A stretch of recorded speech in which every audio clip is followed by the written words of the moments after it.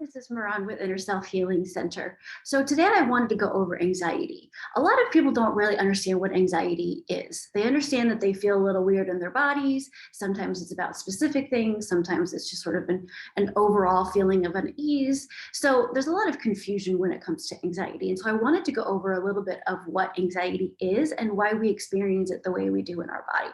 So the first thing is that the brain has two different it has lots of different parts, but two very specific parts that we'll be talking about today. The first is called the reptilian brain. So the reptilian brain begins to keep us safe. It does the normal functioning things that you think a reptile does. And then the frontal cortex does more of the processing and the analyzing and the problem solving. So when we think that we've come across some kind of a threat, right? So it used to be bear tracks or poisonous berry or whatever, you see a snake, and the brain then says there's some sort of a threat to our safety. So now that we're no longer worried about these things, we are worried about our lives and how successful we are in our lives and our relationships. And so our brain will begin to put us in a fight or flight place if we believe that our value or our relationships, work or school, if we're not doing well or somebody doesn't think that we're doing very well. So we begin to get into a fight or flight, or if there's something that's very important to us, like a specific boundary that's not really being listened to. So these are now our threats, and the brain registers them by what we're seeing, smelling, tasting, touching, whatever.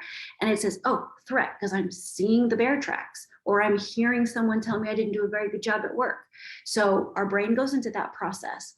The first stage is just a little bit of arousal. So you'll start to notice maybe your stomach feels kind of tight, or your heart will start to race a little bit, or maybe you'll get a tension headache, or some of your muscles feel kind of tight. It's a very sort of small nuanced thing to your brain and your body are going, pay attention, something's happening that's not making us feel very safe. If we ignore it and this thing, whatever it is, keeps happening, we go to stage 2. And stage 2 is more like maybe your stomach's feeling really queasy, you're feeling kind of sick, you're feeling your heart racing, and then glucose is being sent into your muscles, which is basically sugar. So you start to get fidgety, you start to want to shake, or you'll see your legs shaking or your hands shaking, or you'll play with your hair or something, and you'll just kind of feel restless in general, because that's the body's way of getting us to fight or flee, run as quickly as we can. And then your heart will also race, and it will be sending blood to the parts of your body that it needs to fight or to run away. And it'll also give you more capacity in your lungs so that you have more of these abilities. So you'll start to feel the physiological symptoms in your body as the stage 2 is like, okay, we need to be aware, something's happening.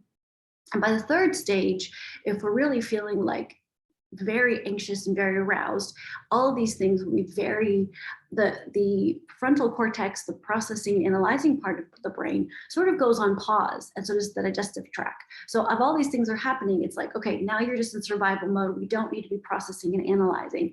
So the more anxiety you have, the harder it is to sort of problem solve or see that this might not be the case or whatever you think might be happening, or to, change the narrative of what brought this on in the first place. And sometimes we're not even aware of it because the brain, the reptilian part of the brain, acts in 1/50th of a second compared to the frontal cortex that takes a little bit longer. So if it's automatically getting shut down, we won't really know what's happening, or let alone how to fix it or feel better in the moment. So it's really important when you're in stage 1, you can do some breathing or something that can calm you a little more naturally. By the time you're in stage 2, you're a little bit more aroused. You then have to tell the same ears, nose, smelling, seeing, touching, whatever, tasting, that threat is gone. And then the brain sends the message back into the body and back to the neurotransmitters that go back to a homeostasis and go, okay, we're okay. And that can take a little bit longer. And if you're on a full-on fight or flight, you are not feeling good, you are feeling panicky, your body's sort of shutting down, your brain's sort of shutting down, then you need to do things that are distracting, like watching movies, doing something, having a conversation as much as you can to distract you. So I will go into more techniques in the different stages, but basically you just want to tell your brain that the threat is gone and that you're safe, and then it will begin to reverse the process that the body is doing.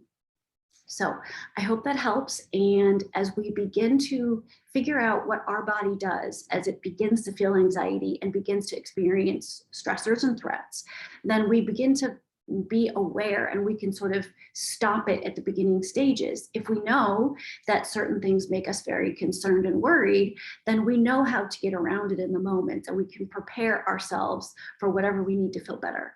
So that's why all this is very important, to know it as early as possible in the process. So I hope that helped. I hope you have a wonderful day.